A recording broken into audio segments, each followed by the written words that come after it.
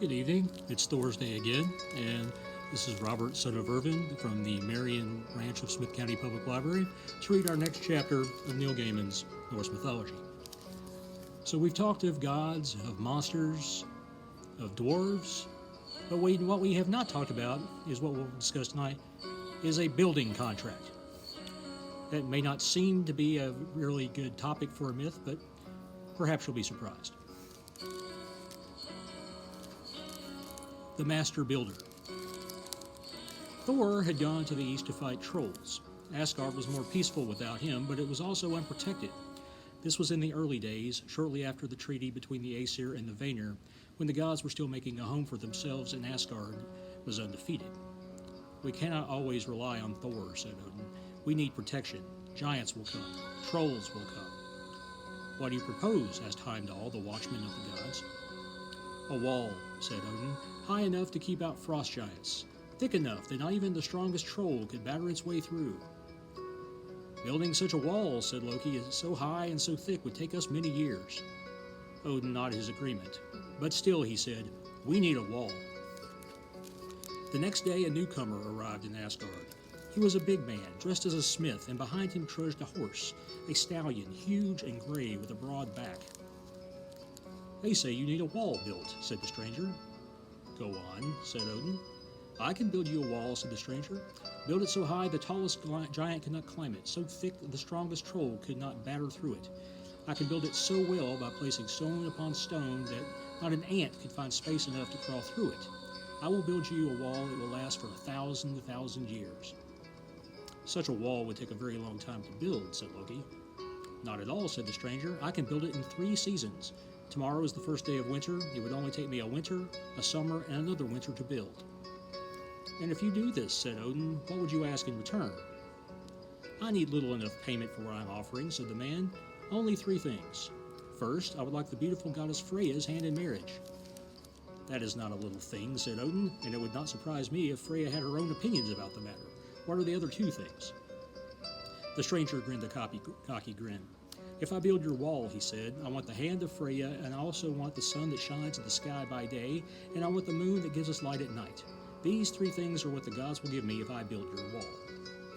The gods looked at Freya. She said nothing, but her lips were pressed together, and her face was white with anger. Across her neck was a necklace of the breezings, which shone like the northern lights as it brushed her hair, and her hair was banded in gold. It was almost as bright as the hair itself. Go and wait outside, said Odin to the stranger. The man walked away, not before asking where he could find food and water for his stallion, which was called Svadilvari, which means one who makes an unlucky journey. Odin rubbed his forehead. Then he turned and looked at all the gods. Well, said Odin. The gods began to talk. Quiet, shouted Odin, one at a time. Each of the gods and goddesses had an opinion, and every one of them was of the same opinion, that Freya, the sun, and the moon were all too important and too valuable to be given to a stranger, even if he could build them the wall they needed in 3 seasons. Freya had an additional opinion. She felt that the man should be beaten for his impertinence, then thrown out of Asgard and sent on his way. So, said Odin the Allfather, we're decided. We say no. There was a dry cough from a corner of the hall. It was the kind of cough intended to attract attention, and the knights turned to see who had coughed. They found themselves looking at Loki, who stared back at them, and who smiled and held up a finger as if he had something important to divulge. It's worth my pointing out, he said, that you are ignoring something huge. I don't think we have overlooked a single thing, troublemaker of the gods, said Freya tartly. You are all overlooking, he said, that what this stranger is proposing to do, to make no bones about it, quite impossible. There is no one alive who could build a wall so high and so thick as the one he described and have it finished in 18 months. Not a giant or a god could do this, let alone a mortal man. I would stake my skin on it. At this, the gods all nodded and grunted and looked impressed. All of them except for Freya, and she looked angry. You're fools, she said, especially you, Loki, because you think yourself clever. What he says he can do, said Loki, is an impossible task. So I suggest this. We agree to his demands and to his price, but we set him stiff conditions. He may have no help building his wall, and instead of 3 seasons to build the wall, he has but 1. If on the first day of summer any of the wall is unfinished, and it will be, then we pay him nothing at all. Why would he agree to that? Asked Heimdall. And what advantage would that give us over not having a wall at all? Asked Freya's brother. Loki tried to suppress his impatience. Were all the gods fools? He began to explain as if he were explaining to a small child. The smith will begin to build his wall. He will not finish it. He will work for 6 months, unpaid, on a fool's errand. At the end of 6 months, we will drive him away. We might even beat him for his presumption, and then we can use whatever he has done so far as the foundations of the wall that we'll complete in the years to come. There's no risk to us of losing Freya, let alone the sun or the moon. Why would he say yes to building in a season? Asked Tyr, god of war. He may not say yes, said Loki, but he seems arrogant and sure of himself, and not the kind to refuse a challenge. All the gods grunted and clapped Loki on the back, and told him that he was a very crafty fellow, and it was a good thing that he was crafty and on their side, and now they would get their foundations built for nothing, and they congratulated each other on their intelligence and their bargaining ability. Freya said nothing. She fingered her necklace of light, the gift of the Breezings. This was the same necklace that had been stolen from her by Loki in the form of a seal when she was bathing, and that Heimdall had fought in steel form with Loki to return to her. She did not trust Loki. She did not care for the way his conversation has gone. The gods called the builder into their hall. He looked around at the gods. They all seemed in good humor, grinning and nudging each other and smiling. Freya, however, did not smile. Well, asked the builder. You asked for 3 seasons, said Loki. We'll give you 1 season and 1 season only. Tomorrow is the first day of winter. If you're not finished on the first day of summer, you leave here unpaid. But if you have finished building the wall as high and as thick and as impregnable as we've agreed, then you will be given everything you've asked for, the moon, the sun, and the beautiful Freya. You may have no help in building the wall from anyone. You must build it alone. The stranger said nothing for some moments. He stared away into the distance and seemed to be weighing Loki's words and conditions. Then he looked at the gods and shrugged. You may have said I may have no outside help. I would like my horse to help me haul the stones here, the stones I will use to build the wall. I do not believe this to be an unreasonable request. It's not unreasonable, agreed Odin, and the other gods nodded and told each other that horses were good for hauling heavy stones. They swore oaths, and the mighty of oaths, the gods and the stranger, that neither side could betray the other. They swore on their weapons, and they swore on Draupnir, Odin's golden arm ring, and they swore on Gungnir, Odin's spear, and an oath sworn on Gungnir was unbreakable. The next morning as the sun rose, the gods stood to watch the man work. He spat on his hands, and he began to dig the trench in which the first stones would go. He digs deep, said Heimdall. He digs fast, said Freya's brother. Well, yes, obviously he is a mighty digger of ditches and trenches, said Loki grudgingly, but imagine how many stones he'll have to haul here from the mountains. It's one thing to dig a trench, it's another to haul stones many miles unaided, and then to place them one stone upon the next, so tightly fitted that not an ant could crawl between them, higher than the tallest giant to make a wall. Freya looked at Loki with disgust, but said nothing. When the sun set, the builder mounted his horse and set off for the mountains to gather his first rocks. The horse dragged an empty stone boat behind it, a low sled that had pulled across the soft earth. The gods watched them leave. The moon was high and pale in the early winter sky. He will be back in a week, said Loki. I'm curious to see how many rocks that horse can haul. It looks strong. The gods went to their feast hall then, and there was much merriment and laughter, but Freya did not laugh. It snowed before dawn, a light dusting of snowflakes, a presentiment of the deep snows that would come further into the winter. Heimdall, who saw everything approaching Asgard and who missed nothing, woke the gods in the darkness. They gathered by the trench the stranger had dug the previous day. In the gathering dawn, they watched the builder walking beside his horse coming toward them. The horse was steadily dragging a score of blocks of granite, so heavy that the sled made deep rents in the black earth.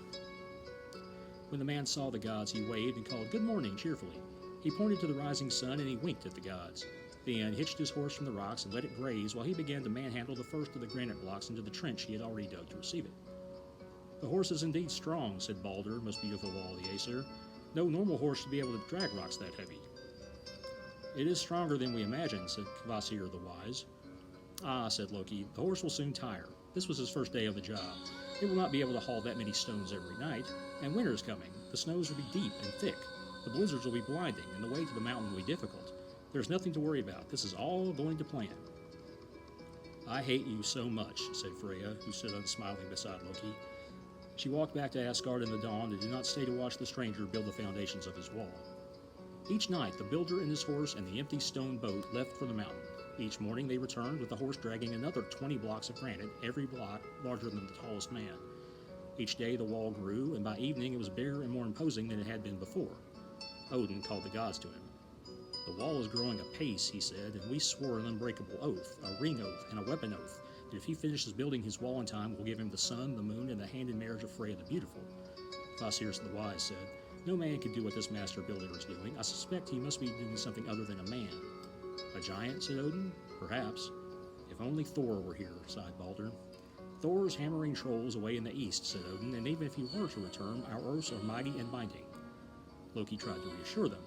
We're like old women, getting ourselves all worried about nothing.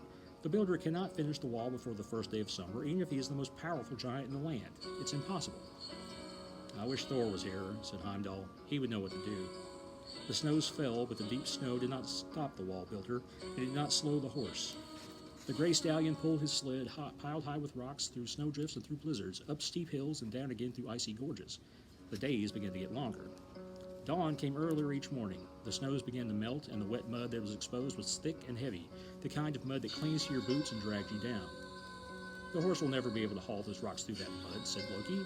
They will sink, and he'll lose his footing. But Svadilfari was sure-footed and implacable, even in the thickest and wettest mud, and he hauled the rocks to Asgard, although the stone boat was so heavy it cut deep gashes into the sides of the hills. Now the builder was hauling the rocks up hundreds of feet and manhandling each rock into place. The mud dried and the spring flowers came out, yellow coltsfoot and whitewood anemones in profusion, and the wall being built around Asgard was a glorious, imposing thing. When it was finished, it would be impregnable. No giant, no troll, no dwarf, no mortal would be able to breach that wall. And the stranger continued to build it with relentless good humor. He did not seem to care if it rained or if it snowed, and neither did the horse. Each morning they would bring the rocks from the mountains. Each day the builder would lay the granite blocks upon the previous layer. Now it was the last day of winter, and the wall was all but completed. The gods sat on their thrones in Asgard and spoke.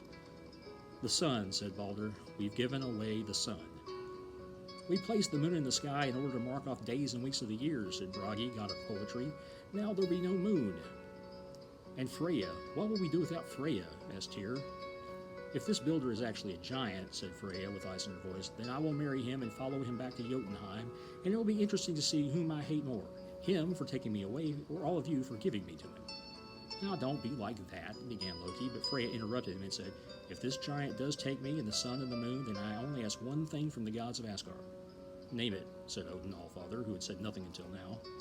I would like to see whoever caused this calamity killed before I go, said Freya. I think it's only fair. If I'm to go to the land of the frost giants, if the moon and the sun were to be plucked from the sky, and the world plunged into eternal darkness, then the life of the one who got us to this point should be forfeit. Ah, said Loki, the apportioning of blame is so difficult. Who remembers exactly who suggested what? As I recall, all the gods share equally in this unfortunate mistake. We all suggested it, we all agreed to it. You suggested it, said Freya. You talked these idiots into it, and I will see you dead before I leave Asgard. We all, began Loki, but he saw the expressions on the faces of the gods in that hall and fell silent. Loki, son of Laufey, said Odin, this is the result of your poor counsel. And it was as bad as all your other advice, said Balder. Loki shot him a resentful glance. And it was as bad as all your other advice. We need the builder to lose his wager, said Odin, without violating the oath. He must fail.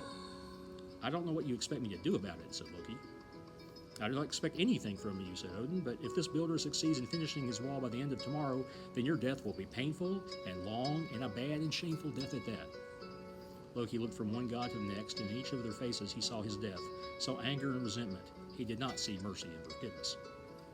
It would be a bad death indeed, but what were the alternatives? What could he do? He did not dare to attack the builder. On the other hand, Loki nodded. Leave it to me. He walked from the hall, and none of the gods tried to stop him. The builder finished placing his load of stories on the wall. Tomorrow, on the first day of summer, as the sun was setting, he'd finish the wall, and he would leave Asgard with his wages. Only 20 more granite blocks to go. He clambered down the rough wooden scaffolding and whistled for his horse. Svadilfari was grazing as he normally was in the long grass at the edge of the forest, almost half a mile from the wall, but he always came when his master whistled. The builder grabbed the ropes that attached to the empty stone boat and prepared to hitch it to his great gray horse. The sun was low in the sky, but it would not be set for several hours, and the disk of the moon was pale. But it was there, high in the heavens.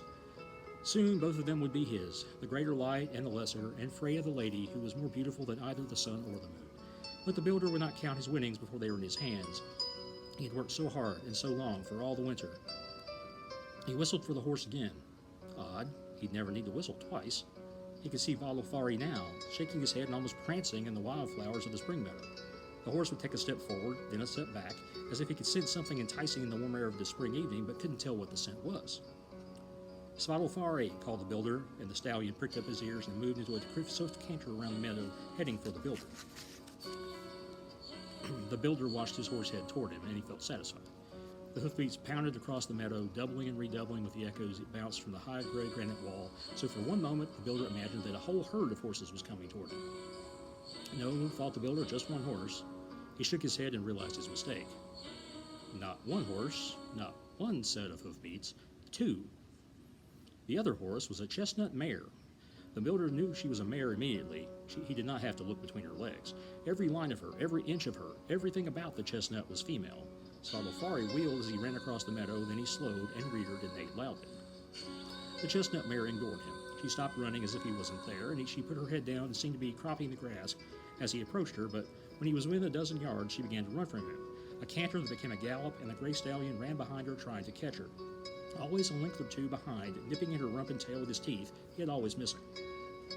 They ran across the meadow together in the creamy golden light at the end of the day. The gray horse and the brown, sweat glistening on their flanks, it was almost a dance. The builder clapped his hands loudly and whistled, and called Svadilfari's name, but the stallion ignored him.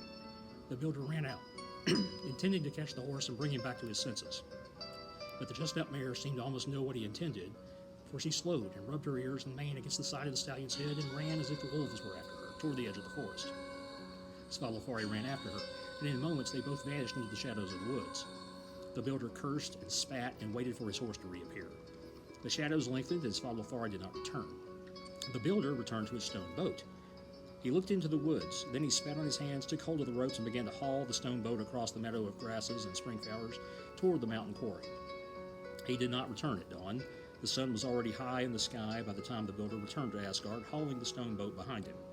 He had 10 stone blocks on this boat, all he could manage, and he was hauling and heaving the stone boat and cursing the stones, but with each heave he got closer to the wall. Beautiful Freya stood at the gateway watching him. "You have only 10 stone blocks with you," she told him. "You'll need twice that many bricks to finish our wall." The builder said nothing. He carried on hauling his blocks toward the unfinished gateway, his face a mask. There were no smiles, no winks, not any longer. "Thor is returning from the east," Freya told him. "He'll be with us soon." The gods of Asgard came out to watch the builder as he hauled the rocks toward the wall. They joined Freya and stood above her protectively. They watched, silently at first, and then they began to smile, and then to chuckle, and to call out questions. "Hey," shouted Balder, "you only get the sun if you finish that wall. You think you'll be taking the sun home with you?" "And the moon," said Bragi. "Such a pity you do not have your horse with you. He could have carried all the rocks you need." And the gods laughed. The builder let go of the stone boat then. He faced the gods. "You cheated," he said, and his face was scarlet with exertion and anger. "We have not cheated," said Odin, "no more than you have cheated. Do you think we would have let you build our wall if we'd known you were a giant?" The builder picked up a rock one-handed and smashed it against another, breaking the granite block into two. He turned to the gods, and half of the rock in each hand, and now he was 20, 30, and 50 feet tall. His face twisted. He no longer looked like the stranger who had arrived in Asgard a season before, placid and even-tempered. Now his face looked like the granite face of a cliff, twisted and sculpted by anger and hatred. "I'm a mountain giant," he said, "and you gods are nothing but cheats and vile oath-breakers. If I still had my horse, I would be finishing your wall now. I would be taking the lovely Freya, and the sun, and the moon for my wages, and I would be leaving you here in the darkness and the cold without even beauty to cheer you." "No oath was broken," said Odin, "but no oath can protect you from us now." The mountain giant roared with anger and ran toward the gods, a huge lump of granite in each hand as a club. The gods to the side, and now the giant saw who was standing behind them. A huge god, red-bearded and muscular, wearing iron gauntlets, and holding an iron hammer, which he swung once.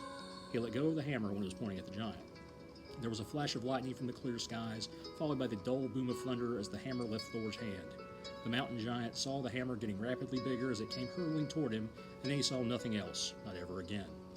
The gods finished building the wall themselves, although it took them many more weeks to cut and haul the last 10 blocks from the quarries high in the mountains and drag them all the way back to Asgard, and then place them in position at the top of the gateway.